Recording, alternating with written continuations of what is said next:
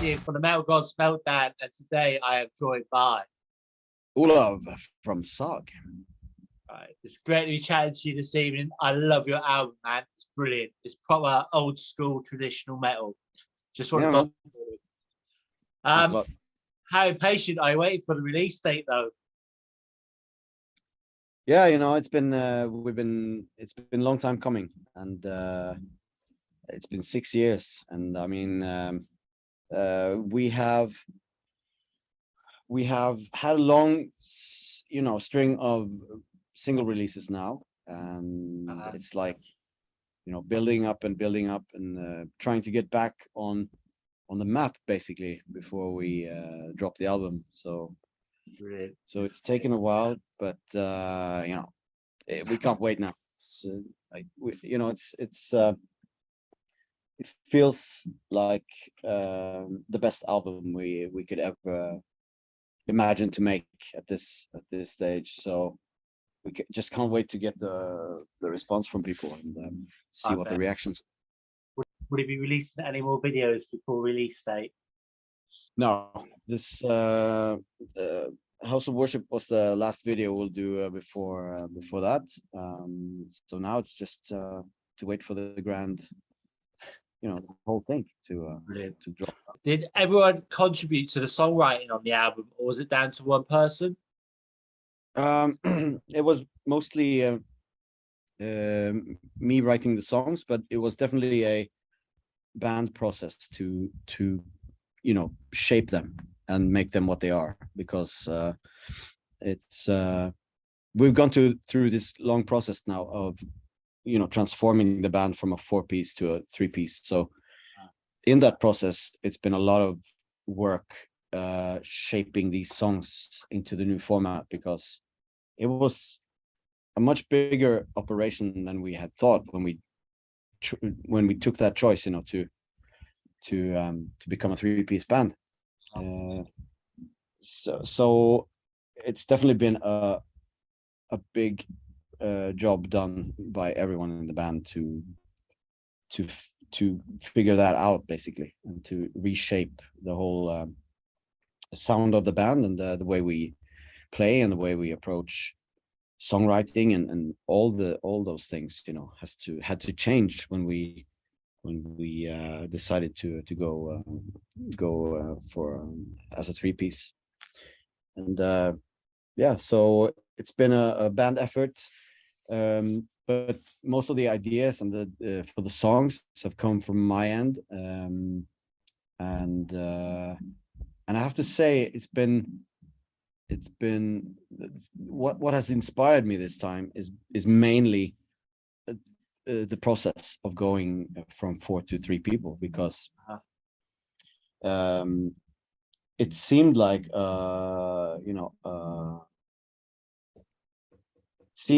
a bad thing when Ole left the band to focus on God's Weird,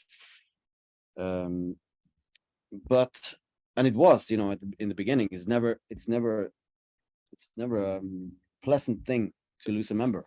No.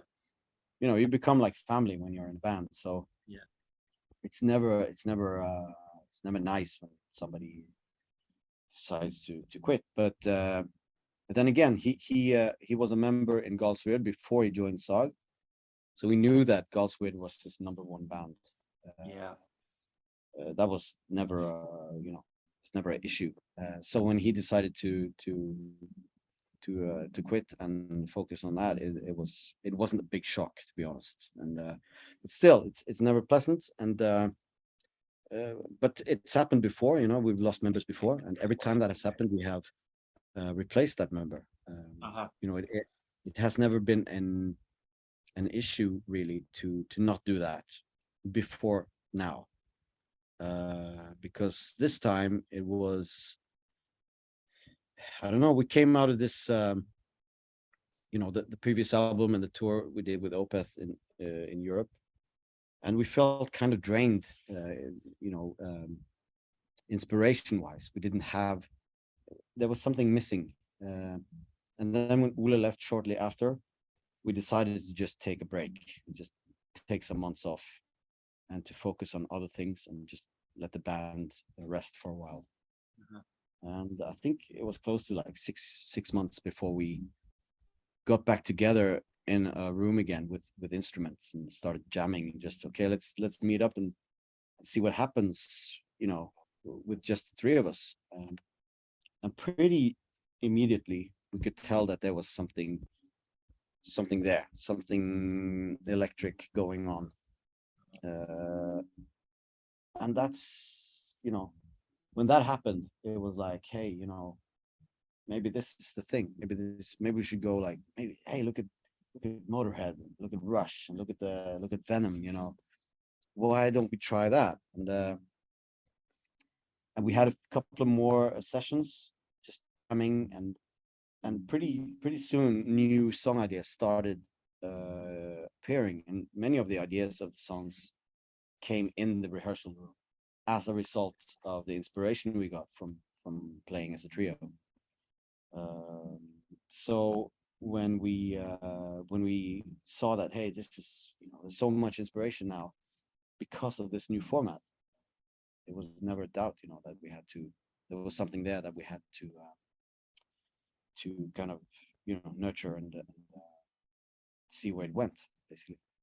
Cool. Yeah. Killer Spirit. I had to double take with that song. I actually thought that was Aussie. Seriously. Yeah, could be. Sounds really good. I don't want to go give too much away about the album because it's not going to be released for a while yet. But I'm going to ask you about the album artwork. That's absolutely amazing.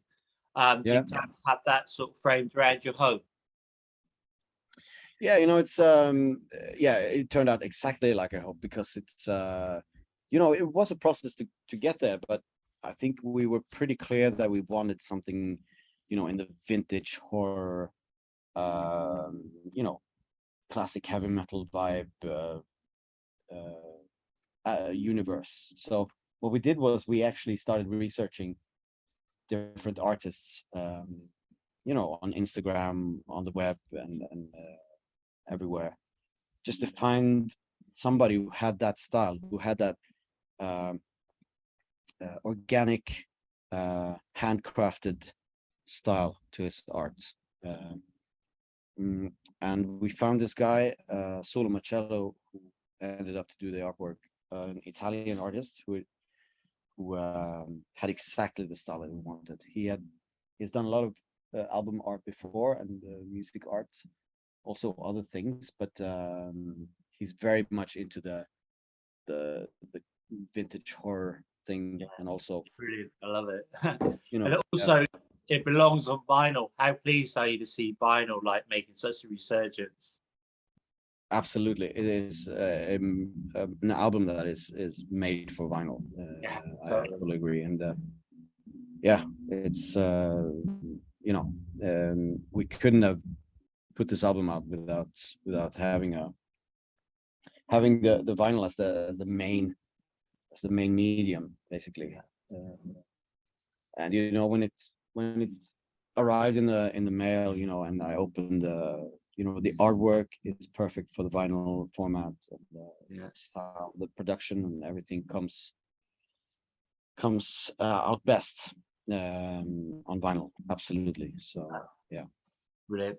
So what are your plans once release date happens? Are you going to be doing like a release party, and do you intend to head out on tour anywhere? We are having a release party in our hometown, Bergen. We are playing the same night as the album drops at Quarter in Bergen, and it's gonna be a big celebration, man. We're gonna do a long set, and we're gonna really do a number out of that, and make a show that people will love. And we're gonna pack up that place, and we're gonna have a really great night. And that show will kind of kick off our Norwegian tour, which will proceed throughout the fall. And we're doing like 5 shows around Norway. Wow. That's what we're doing this year, because it's tough times around Europe now for Yeah. bands to get out, man. It's pretty rough, and we're working on it. We are definitely working on it, but we always planned that the European tour would happen next year anyway. But you know, we're trying to make it happen, and we still haven't landed it. And you know, it's rough times. It's there's so many bands still waiting to get their tours. You know,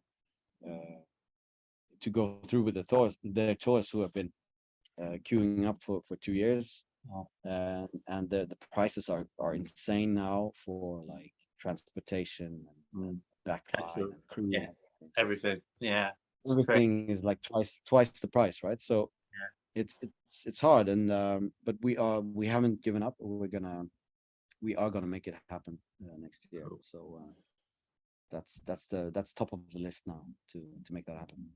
Excellent. I mean, I appreciate like you're an established band and that, but how difficult is it going to be to sort of get back out there? I mean, like you're saying, with the way the world is at the moment, it is going to be really difficult, isn't it? Yeah. You know, it's really uncertain times. You know, you go, and it's been so long as well, and you're for everyone. I mean, it's been two years off, except you know, before the festival season this year, most bands have been away for like a couple of years from the road, and it's just kind of starting up again. But now we see that there are still so many problems, and so how it's going to be once we get out there, you never know, and you never know when, you never know how things are going to be. You know, like in Germany, they're talking about corona restrictions again now. So are they? Oh. Yeah. So it's, you know, you never know what's going to happen. It's not over yet, and with the war and everything, you know, it's really uncertain times. So, but what we hope is that, you know, we got the feel of it this summer. We didn't play many festivals, but the couple of shows we did, we could really tell that people were, you know, they couldn't wait for this. It was like the best atmosphere. Yeah. Like even here in Bergen during Beyond the Gates festival, you know, with the blackest of fans, you know, black metal fans coming from all over the world, who are, you know, not the most generous smiling crowd, but you could tell that they couldn't help themselves, man. It was it was all love and joy all over the place, and it was electric. It really was. Yeah. So you can tell that people are, you know, really hungry for it now, and so it's you know, I really hope that things will turn back to normal. Let's hope so. Soon, you know. Yeah. Absolutely. So, which two tracks would you play me if I was a totally new to your band from the new album? Yeah, good question. I think I would choose something that is kind of familiar to what we've done before. I guess all of it is in a way, but let's see. I would probably choose. I would choose "Born Demon," the title track, because it's actually based on a riff that I wrote for the first SAHG album, like 15 years ago. But I never managed to turn it into a song before now. Right. And again, I mean, it's thanks to the three-piece format, I think, that, you know, finally I, you know, found out what that song had to be. But that riff had followed me for 15 years, and it has this really classic SAHG sound to it, because it was written back then when we started. So I think that song is the perfect, you know, it takes you through the band's history, you know, in that way. It's based on a riff from back in the day, but the song is new. So it's the perfect bridge between the old and the new SAHG. So I would choose that. And I think I would choose Destroyer of the Earth, the ending song, because it ended up last on the album after many backs and forths, but it could easily be the opening track or the second track or one of the first tracks on the album, because it's definitely a song that really instantly sticks with you. So I think that I would bring up that to give it some attention, and it's also a great representative of how song sounds today. So yeah, those two are my choices. I Brilliant. guess, yeah. Again, That's why we should check out the new album. Why people would check it out? Yeah. Why should people check it out? Yeah, why should people check it out? It's the resurrection of classic heavy metal. That's what it is. Love it. It's you know, there's so many metal genres now, and Yeah. people have gone retro in different ways, but this is like the perfect way to go back to the roots of heavy metal, the way, and play it the way that the pioneer bands did it, in the early 80s and late 70s, and make people appreciate that type of metal again, after going full circle now with all these other subgenres. It's time for heavy metal to shine again, and traditional heavy metal. That's what the album is, yeah. mate. Absolutely. And I mean, just the riffs and the melody lines, the catchy type of heavy metal, which is catchy in the right way, without selling out or being too much pop or something, but just straight good catchy heavy metal. That's what this is. So that's why people should listen to it. Absolutely. So can you give me 4 words to describe SAHG? 4 words. Yeah.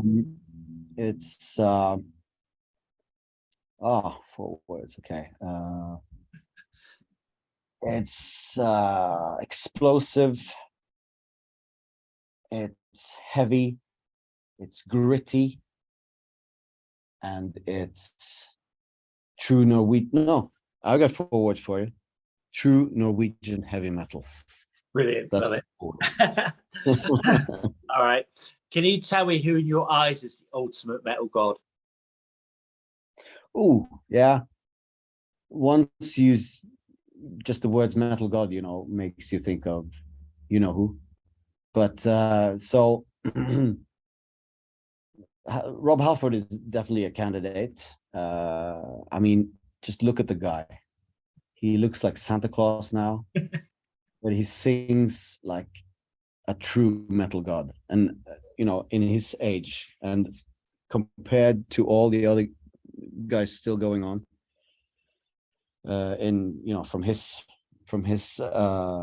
generation, you got him, you got Bruce Dickinson, who are still up there, performing at a level that is unbelievable. Yes. There are not that many others though. So, I know it's not that original, but Rob Halford, who else could it be? Well, let's see.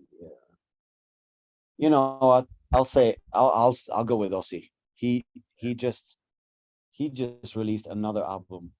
Hello, isn't it? Have you heard it? It's brilliant. I mean, yeah, I really like it too. It's some really good tunes on there, and I mean, you gotta give it to the guy. He still gives me shivers down my spine. When listening to some of the vocal things he does on that album, and the whole vibe that he creates with that voice, it's still there. Still there, and so I'll go with Ozzy.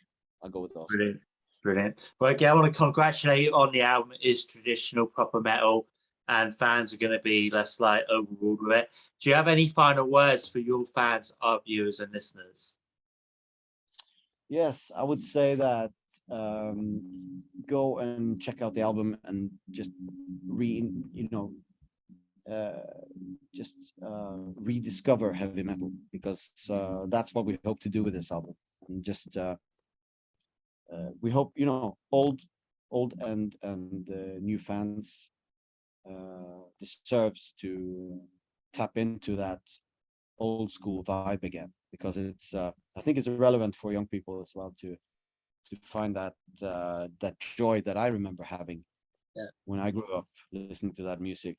You know, it gave me so much, and I want to give that now to the new generation of young people. You know, so I hope that that they will check it out and feel what I felt when I first discovered heavy metal. Brilliant, mate. All right, thank you so much for your time there. Have a good rest of the evening.